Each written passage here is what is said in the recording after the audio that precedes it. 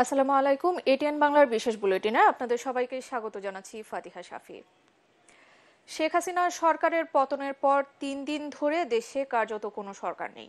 ফলে ঢাকা সহ সারা দেশে একটি অস্থিতিশীল পরিবেশ বিরাজ করছে।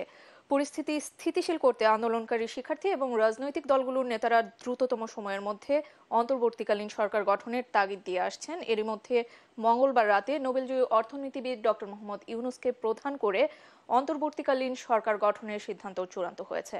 ডক্টর ইউনূস বর্তমানে ফ্রান্সে অবস্থান করছেন। দায়িত্ব গ্রহণের জন্য তিনি আজকালের মধ্যে দেশে ফিরছেন বলে জানা গেছে। শিগগিরই তিনি অন্তর্বর্তীকালীন সরকারের প্রধান হিসেবে দায়িত্ব নেবেন বলে জানা গেছে। তবে সরকারের অন্য উপদেষ্টারাও একই সঙ্গে দায়িত্ব নেবেন নাকি পরে দায়িত্ব নেবেন তা এখনো চূড়ান্ত হয়নি। এর আগে মঙ্গলবার রাতে বঙ্গভবনে বৈষম্য বিরোধী ছাত্র আন্দোলনের 15 সমন্বয়কের সঙ্গে দীর্ঘ বৈঠকে ডক্টর ইউনূসকে অন্তর্বর্তীকালীন সরকারের প্রধান করার প্রস্তাবে সম্মতি দেন রাষ্ট্রপতি মোহাম্মদ শাহাবুদ্দিন। বৈঠকে 3 বাহিনীর প্রধান উপস্থিত ছিলেন।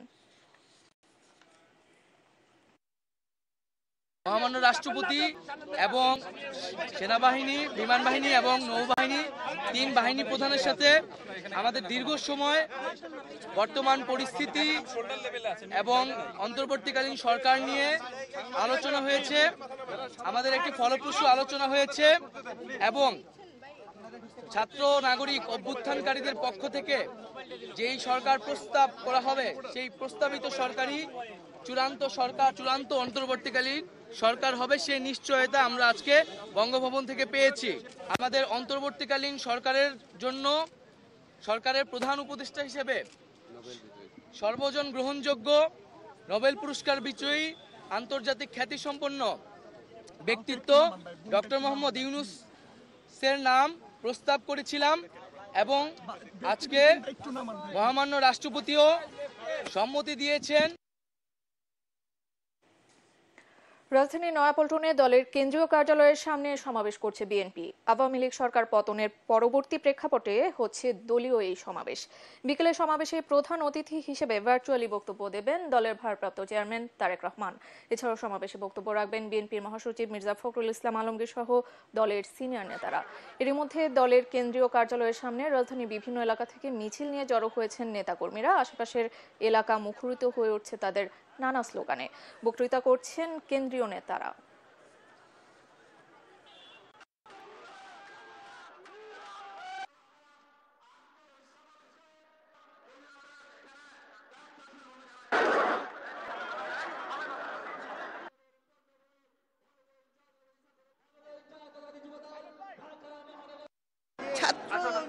জনতার যে ভূমিকা এবং এদেশের ওরাই হলো আমাদের অগ্রসেনা এবং এরাই হলো আমাদের ভবিষ্যৎ প্রজন্ম। শহীদদের প্রতি শ্রদ্ধা জানিয়ে এবং যারা শহীদ তাদের মা বাবা আত্মীয় স্বজনদের প্রতি শ্রদ্ধা জানিয়ে আমরা শুধু এইটুকু বলতে চাই যে আজকে আমরা বাংলাদেশের বিভিন্ন রাজনৈতিক দল থেকে শুরু করে বাংলাদেশের জনগণ আজকে অত্যন্ত আনন্দিত। দেশবাসীর কাছে আমার অনুরোধ, পুলিশ ভাইদের প্রতি কোনো আক্রমণ না করা এবং সংখ্যালঘুদের প্রতি কোনো অন্যায় আচরণ না করা।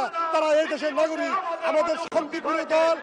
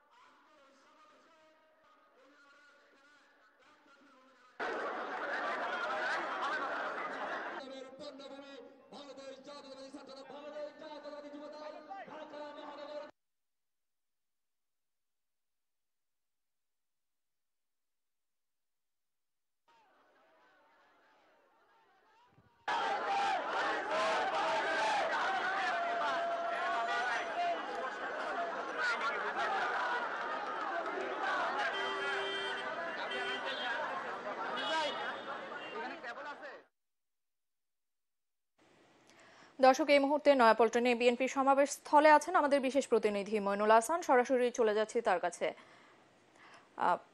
মইন, সমাবেশের পরিস্থিতি কি এখন আমাদের জানাবেন?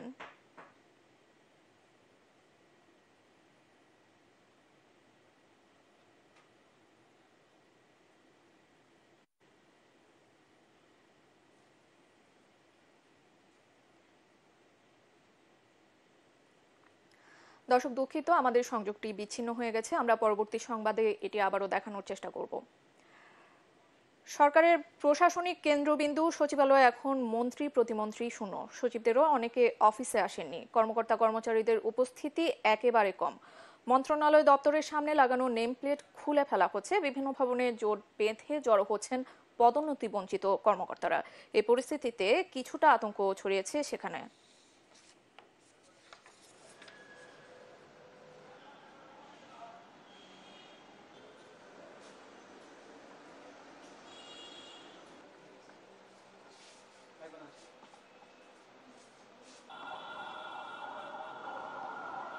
না না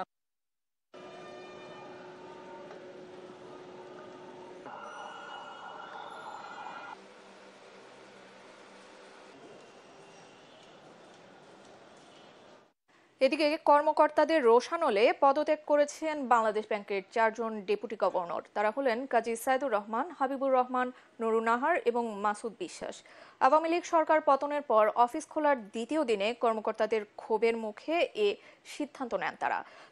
তাদের পদত্যাগের পর দায়িত্ব বুঝে নেন নির্বাহী পরিচালক জাকির হোসেন চৌধুরী। এ সময় নিরাপত্তা নিশ্চিতে বাংলাদেশ ব্যাংকে সেনাবাহিনী মোতায়েন করা হয়।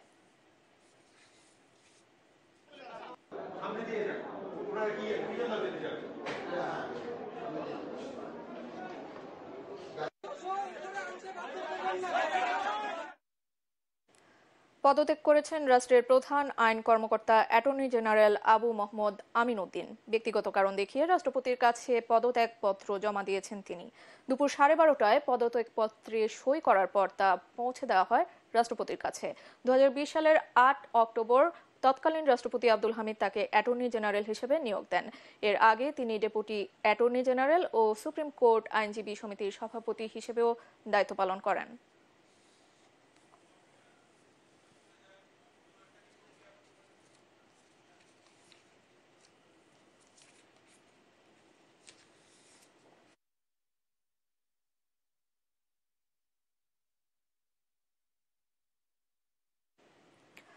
পুলিশ ও র্যাবের শীর্ষ পর্যায়ে রদবদল করা হয়েছে। র্যাপিড অ্যাকশন ব্যাটালিয়ন র্যাবের নতুন মহাপরিচালক হয়েছেন AKM শহীদুর রহমান।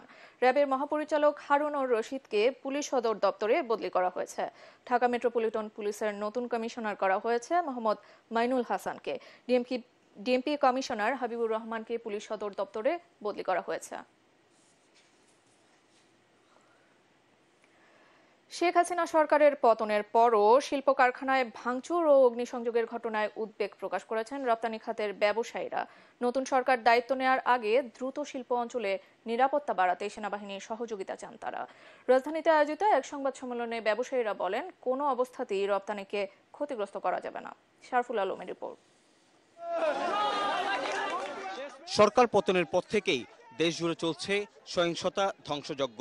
সংসদ ভবন থেকে শুরু করে পাড়া মহল্লার কারখানা কোনো কিছুই বাদ যায়নি।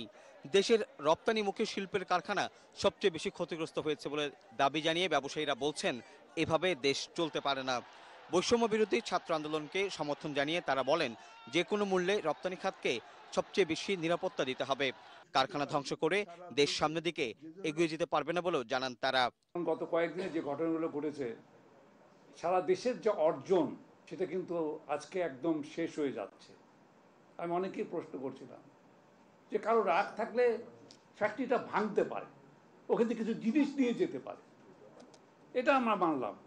কিন্তু আগুন দিয়ে পুড়িয়ে দিয়ে ধ্বংস করে দিয়ে এটা লাভটা কার হচ্ছে? তৈরি পোশাক খাতে 30% রপ্তানি আদেশ কমে গেছে এসব সহিংসতায়। বিদেশে দেশের ভাবমূর্তি নষ্ট হচ্ছে জানিয়ে সংবাদ সম্মেলনে জানানো হয়, 15 আগস্টের আগে জুলাই মাসের বেতন পরিশোধ করতে পারবেন কিনা তা নিয়েও শঙ্কিত তারা। শিল্প কারখানায় ঢুকে ঢুকে সমস্ত শিল্প কারখানায় আগুন দিতেছে, ভাঙতেছে, ভাঙচুর করতেছে, মানে লুট করতেছে। তো এই জিনিসগুলো তাইলে এদের সেফটি কোথায়? যে ওয়ার্কারদের সেফটি কোথায় এবং মালিকদের সেফটি কোথায়? যে পরিমাণ যে ক্ষতি হচ্ছে সেগুলো দেশ এবং জাতির ক্ষতি হচ্ছে।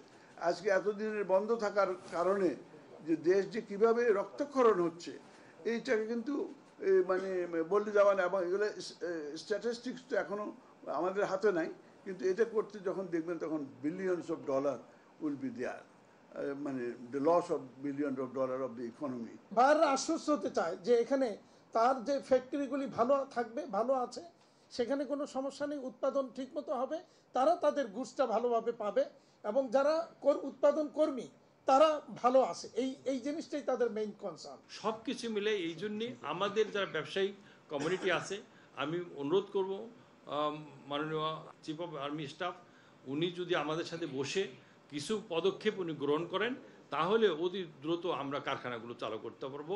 আমাদের নিরাপত্তার ব্যাপারটা এবং ফার্দার কোনো কারখানা যাতে কেউ আগুন দিতে না পারে তড়িৎ ব্যবস্থা করা হয়, থানাগুলোকে অ্যাক্টিভ করা হয়, এইটাই হচ্ছে, এই ব্যাপারে আপনারা ফোকাস দেন। চলমান সহিংসতায় আবারও মূল্যস্ফীতি বাড়বে জানিয়ে ব্যবসায়ীরা বলছেন দ্রুত রাজনৈতিক সমস্যার সমাধান দিতে হবে। অন্তর্বর্তীকালীন সরকারের প্রধান হিসাবে ডক্টর ইউনূসের প্রতি তাদের সমর্থনের কথাও জানান ব্যবসায়ী নেতারা। শরফুল আলম, এটিএন বাংলা, ঢাকা। ছাত্র জনতার গণ অভ্যুত্থানের মাধ্যমে হাসিনার পদত্যাগের পর দেশ গড়ায় মন দিতে সবাইকে আহ্বান জানিয়েছেন ইসলামী আন্দোলন বাংলাদেশের আমির চরমনাই পীর সৈয়দ মোহাম্মদ রেজাউল করিম। রাজধানীতে দলের কার্যালয়ে এক সংবাদ সম্মেলনে তিনি বলেন, অনতিবিলম্বে স্বৈরাচার বিরোধী আন্দোলনে সক্রিয় সকল রাজনৈতিক দল ও বৈষম্য বিরোধী ছাত্র আন্দোলনের প্রতিনিধিদের সাথে পরামর্শ করে অনূর্ধ্ব 15 সদস্যের অন্তর্বর্তীকালীন সরকার গঠন করতে হবে। গ্রহণযোগ্য তদন্ত কমিশন ও স্বতন্ত্র ট্রাইব্যুনাল গঠন করে জুলাই গণহত্যার বিচারের দাবি সহ মোট 9 দফা দাবি তোলেন চরমনাই পীর। এছাড়া শুক্রবার আগস্ট বায়তুল মোকাররম মসজিদের উত্তর গেটে ইসলামী আন্দোলনের গণ জামায়াতের ঘোষণা দেন তিনি। ডাক্তার ইউনূস সে তো রাজনৈতিক ব্যানারে কখনোই সে কাজ করে নাই, যেহেতু সে কাজ করে নাই বিধায় আসলে আমরা এখনই তার ব্যাপারে কোনো মন্তব্য পরিষ্কার করার মতো এখন পর্যন্ত আমরা পারছি না। যদি আমাদের ইসলাম এবং দেশ মানবতার লক্ষ্যে কোনো ক্ষতি হয়, এরকম কোনো যদি অবস্থা অন্তর্বর্তীকালীন সরকারের ভিতরে আমরা লক্ষ্য করি, তখন আমরা কথা বলবো। আবারও পিছিয়ে যাচ্ছে এইচএসসি ও সমমানের পরীক্ষা। সম্প্রতি দেশ জুড়ে চলা সহিংসতা ও হামলায় প্রশ্নপত্র পুড়ে যাওয়ার কারণে পরীক্ষা আরও এক দফা পেছানোর এই সিদ্ধান্ত নেওয়া হয়েছে। যদিও শিক্ষা মন্ত্রণালয়ের বিজ্ঞপ্তিতে বলা হয়, অনিবার্য কারণে 11ই আগস্ট অনুষ্ঠিত হতে যাওয়া পরীক্ষা আবারও স্থগিত করা হলো। অনুষ্ঠিত না হওয়া পরীক্ষাগুলোর সময়সূচি পরবর্তীতে জানানো হবে। এর আগে কোটা সংস্কার আন্দোলনকে কেন্দ্র করে সহিংসতার কারণে 2 দফায় স্থগিত হয় এইচএসসি ও সমমানের পরীক্ষা। আইন শৃঙ্খলা ও ট্রাফিক ব্যবস্থা নিয়ন্ত্রণের পাশাপাশি সারা দেশে পরিচ্ছন্নতা কার্যক্রম পরিচালনা করছে স্বতঃস্ফূর্ত শিক্ষার্থীরা। রাজধানীর সংসদ ভবন এলাকা সহ বিভিন্ন সড়কে জমে থাকা কয়েকদিনের ইট পাটকেল, ময়লা আবর্জনা স্ব-উদ্যোগে পরিষ্কার করছে তারা। এছাড়া সড়কে নিয়ম মেনে যান চলাচল করতেও সহযোগিতা করছে। ঢাকার বাইরেও কুমিল্লা, রাজবাড়ী, গাজীপুর সহ বিভিন্ন শহরে ছড়িয়ে ছিটিয়ে থাকা ইট পাটকেল, লাঠি সোঁটা সহ আন্দোলন পরবর্তী নানা আবর্জনা পরিষ্কার করতে দেখা গেছে তাদের।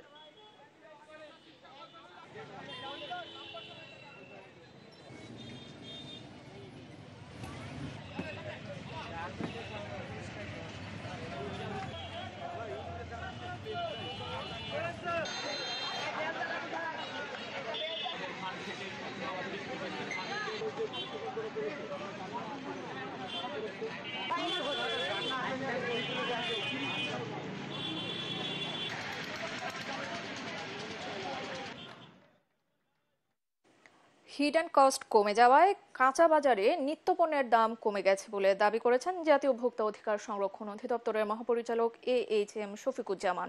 রাজধানীর কারওয়ান বাজার পরিদর্শন করে তিনি বলেন, দেশের অবস্থা স্বাভাবিক হলে পণ্যের দাম আরও কমে আসবে। মহাপরিচালক বলেন, সবজির বাজারের চাহিদার সাথে যোগান স্বাভাবিক আছে। কাঁচামরিচ 150 থেকে 160 টাকা, আলু 60 টাকা, পেঁয়াজ 115 থেকে 125 টাকা এবং মিনিকেট চাল 65 টাকায় বিক্রি হচ্ছে। আমরা তো এখনো ধরেন আমাদের পোর্ট বা আদার্স সব কিছু তো এখনো ফুল প্লেজেড আমরা স্বাভাবিক অবস্থায় যখন চলে আসবে, তখন সাপ্লাই এবং ডিমান্ডের যদি এখানে আমরা সমন্বয় করতে পারি এবং কোনো জায়গায় এই সাপ্লাই চেনে আমরা যদি সব কিছু স্মুথ করতে পারি, তাহলে ন্যাচারালি আপনার একটি রিজনেবল প্রাইসে চলে আসবে বলে আমার বিশ্বাস। দর্শক, এই ছিল এখনকার মতো। রইল পরবর্তী সংবাদ দেখার আমন্ত্রণ। ATN বাংলা সংবাদ ইউটিউবে দেখতে ব্রাউজ করুন, youtube/ATN বাংলা নিউজ। সাথে থাকার জন্য ধন্যবাদ।